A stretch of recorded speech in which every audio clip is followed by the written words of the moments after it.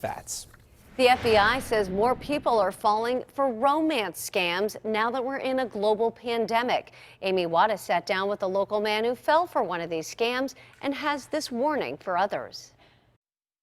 Don't wait so long to go to the police.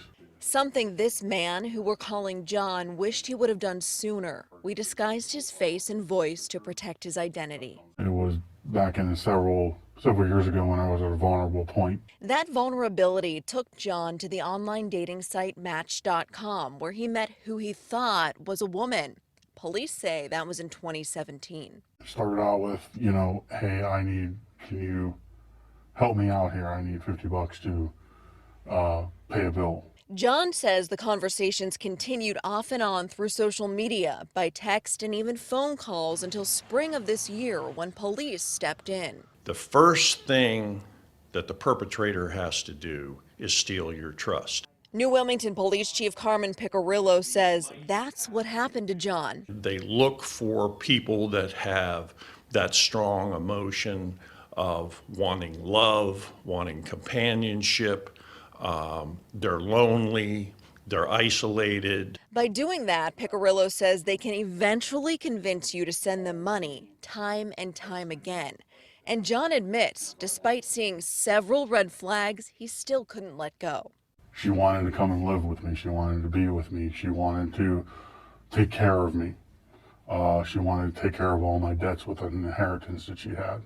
Turns out she was a he and was from Uganda. These romance scams aren't just happening here in Lawrence County. The FBI says they've seen an increase in people reporting these types of scams across western Pennsylvania since the start of the pandemic. With the pandemic especially, we've seen a huge uptick in internet use and, more importantly, social media and social platforms.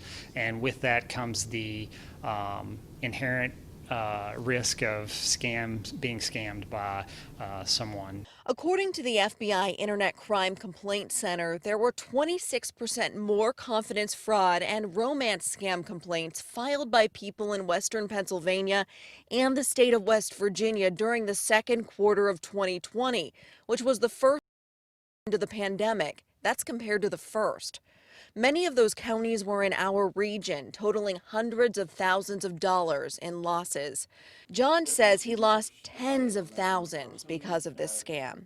Like enough to make a huge impact on your life? Yes. Enough to pretty much almost have to file bankruptcy, yes.